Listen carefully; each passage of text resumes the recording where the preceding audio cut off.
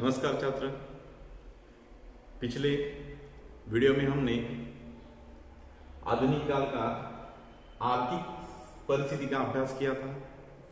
आज के वीडियो में हम साहित्यिक परिस्थिति का अभ्यास करेंगे, जिसमें हमारे साहित्य की जो रचना है उस साहित्य की रचना में आने वाली जो विधियां हैं उसकी रचना किस प्रकार हुई, कैसे हुई और इसमें बदलाव किस तरह आए, यही इस साहित्यिक परिस्थिति में आधुनिक काल में बताया हुआ है।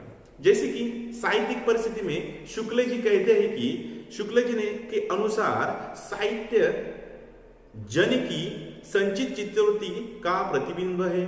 उसका अर्थ सामाजिक, राजनीतिक, धार्मिक, आर्थिक परिस्थिति का एवं मानवीय क्रिया प्रक्रिया के साथ संवेदनाओं का प्रभाव साहित्यकारों के मन पर और मस्तिष्क पर पड़ा है। इसी कोड में सूजन संभव है। गद्य युग की यही विशेषता है। परिणाम साहित्य के विषय एवं उनके प्रतिपादन की शैली नितांत अलग है। रीतिकालीन श्रृंगारकर्ता पूर्ण भक्ति साहित्य की विशेषता है। अलंकार की प्रवृत्ति कभी कभी अलंकृत में बदली, नारी का रूप बदला, प्रकृति ने स्थान पाया। वीर श्रृंगार रस की जगह विद्रोह और करुण ने ले ली। ओज राष्ट्रीयता का पोषक हुआ। प्रेम की पुकार जन पुकार में बदली। ब्रज भाषा की जगह खड़ी बोली ने ले ली। मुक्त प्रबंध की जगह कहानी, उपन्यास, आविर्भाव क्रांतिकारी साबित हुआ। देश के जीवन में साहित्य का नाम, रूप और तेवर परिवर्तनकारी साबित हुआ। ईश्वर राज प्रवृत्ति की यानी कि ईश्वर राजा प्रवृत्ति की जगह मनुष्य और उनकी सुख दुख ने संवेदना ने ले ली थी। प्रजा की चिंता साहित्य की मानवीय चिंता में मुखर हुई। यह नवयुगीन समय में साहित्य की कई विद्वानों का जन्मदाता हुआ। कहानी, उपन्यास, नाटक, एकांकिका, जीवनी, रेखाचित्र, स्मरण, आत्मकथन, रिपोर्ट, डायरी, पत्र इन विधवाओं में मूर्त हुआ। पाश्चात्य साहित्यिक एवं साहित्य प्रवृत्ति के साथ आलोचना पद्धति का विकास साहित्य को बहुतर बना दिया है। अनुवाद का क्षेत्र विस्तार हुआ। बंगाल, मराठी, गुजराती ही नहीं, अंग्रेजी, रूसों का प्रबंध भी यहाँ खूब चला।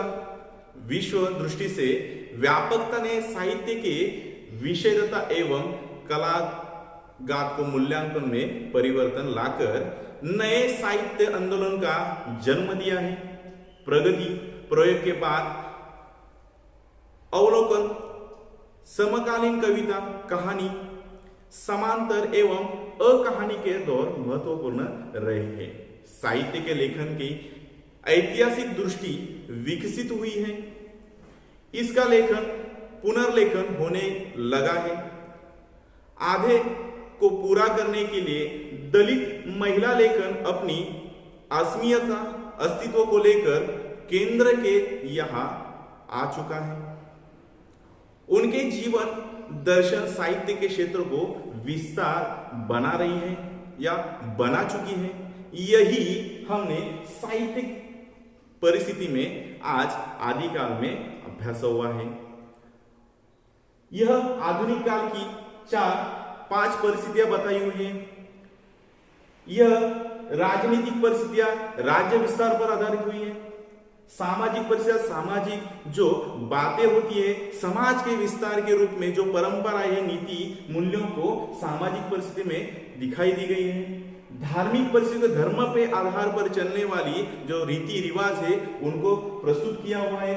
आर्थिक यानी कि हमारे देश की जो जड़नघनन है आर्थिक दृष्टि से वही बताने का प्रयास किया और साहित्य में हमारी जो जो साहित्य रचना है, हमारी भाषा है, बोली है, उसका विस्तृत रूप से यहाँ पर स्पष्टीकरण दिया है। उपसंहार में हम देखेंगे भारतेंदु की राष्ट्रीयता, द्विवेदी युग की समाज सुधारक भाषा सुधार भावना, छायावादी जीवन दृष्टि के बाद प्रगतिशील आंदोलन में उपजा है। साहित्य संस्कार नए प्रयोग में बदला हुआ है, नई संकल्पनाओं के सामने आया हुआ है, समांतर हुआ। आज यह साहित्य कई मोड़ से गुजरा है, निरंतर नए प्रश्नों के विभिन्न तेवर से उठ रहा है। इसी दलित स्त्री सांप्रदायिकता संबंधित साहित्य के नए राष्ट्र की चिंता को सामने आने लगे हैं। गद्य की शक्तिशाली चेतना ने उन व्यापक उचित रूप में प्रवृत्त किया है। इसी संपूर्ण काल का मूल्यांकन थोड़ी सी शब्दों में संभव नहीं है, परंतु नवीन संघर्ष के बुद्धिजीवी मानवतावादी दृष्टिकोण ने सामाजिक, राजनीतिक, आर्थिक, धार्मिक क्षेत्रों के उधत पुधत की अभिव्यंजना पद्य के या गद्य के माध्यम से आपके सामने स्पष्ट की हुई है।